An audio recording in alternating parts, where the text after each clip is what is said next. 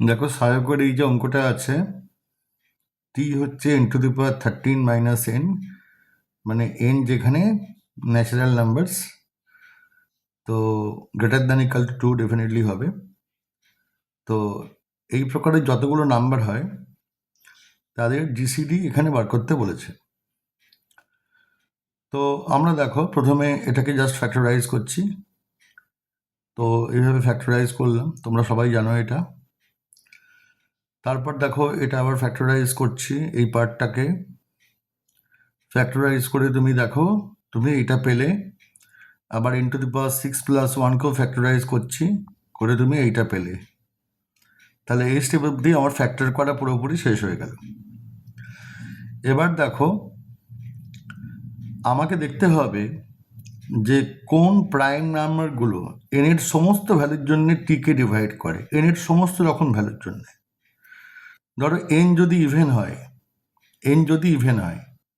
তখন n² + 1 odd. দেখো এইটাও অড, এটাও অড, এটাও অড, এটাও অড এবং এটাও অড। তাহলে n যদি ইভেন হয় তাহলে একমাত্র 2ই এটাকে কনফার্ম ডিভাইড করবে। আর n যদি অড হয় তখন তোমার এখানে অনেকগুলো ইভেন নাম্বার হবে, কিন্তু আমরা এখানে কী নেব? লিস্ট কেসটাকে নেব, যেহেতু আমার সেটের সমস্ত নাম্বারগুলো জিসিডি চেয়েছে এখানে। সো 2 ডিভাইডস t, নাও 3 ডিভাইডস t। 3 ডিভাইডস t কখন হবে? n তোমার যদি 3 দিয়ে ডিভিজিবল হয়, তখন লক্ষ্য করে দেখো বাকিগুলো তোমার কেউই কিন্তু 3 দিয়ে ডিভিজিবল হবে না। ওকে, তাহলে তোমার দেখো 3 ডিভাইডস t হবে, মাত্র একখানেই 3 তোমার একে ডিভাইড করবে কনফার্ম, মানে সমস্ত এনের জন্যে। আর n যদি 3 দিয়ে ডিভিজিবল না হয় তাহলে এখানে অনেকগুলো নাম্বারই থাকবে যারা 3 দিয়ে ডিভিজিবল।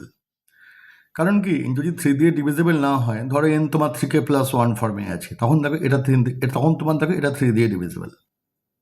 ওকে, বা n যদি 3k + 2 ফর্মে থাকে, তখন তোমার দেখো এইটা 3 দিয়ে ডিভিজিবল। তাহলে আমি এখানেও মাত্র একটা দিনকেই ইউজ করব। এবার দেখো এটা 5 দিয়েও ডিভিজিবল। কেন এটা 5 দিয়ে ডিভিজিবল? দেখো আমরা এখানে দেখিয়েছি সেটা। দেখো ফার্মার্স থিওরেম থেকে আমরা এটা পাই। আবার দেখো দুপাশে n⁻4 দিয়ে মাল্টিপ্লাই করেছি, তাহলে কত হচ্ছে না n⁻9 is congruent two n⁻5। এটা কেটে দাও, কাটাকুটি হয়ে গেছে একটুখানি। আবার তুমি দেখো এটা তো তোমার n, আবার তুমি n⁻4 দিয়ে মাল্টিপ্লাই করো,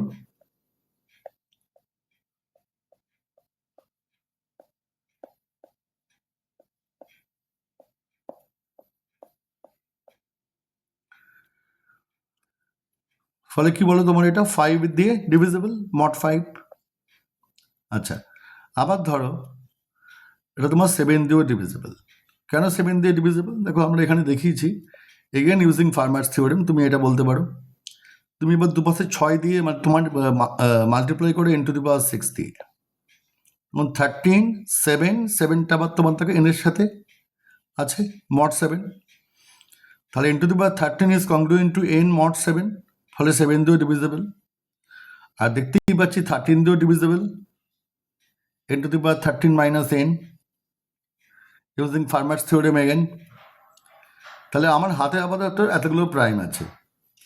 এবার দেখো 11 বা 17 বা আরও অন্যান্য প্রাইম চেক করার আগে আমাকে দেখে নিতে হবে যে সব থেকে ছোট নাম্বারটা এই গ্রুপের মধ্যে যেটা আছে,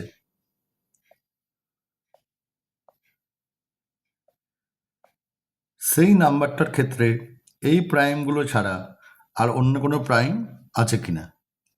তো দেখো সেটা যদি আমি দেখতে চাই, দেখো এর ভ্যালু কত এসছে, দেখো এটা হচ্ছে এর ভ্যালু। তাহলে এর মধ্যেও তোমার দেখো সেই 2, 3, 5, 7, 13ই আছে, আর কোনো প্রাইম নাম্বার নেই। তাহলে আমরা কি বলতে পারবো? তাহলে তোমার এদের প্রোডাক্টটাই হবে তোমার কি বলো, জিসিডি। তো জিসিডি কত বলো, মাল্টিপ্লাই করলে 2730। যেহেতু এর মধ্যে আর কোনো প্রাইম নেই, তাহলে বাকি অন্যান্য নাম্বারে যদি কিছু প্রাইম এক্সট্রাও থাকে তাতে কিছু যায় আসে না। ওকে।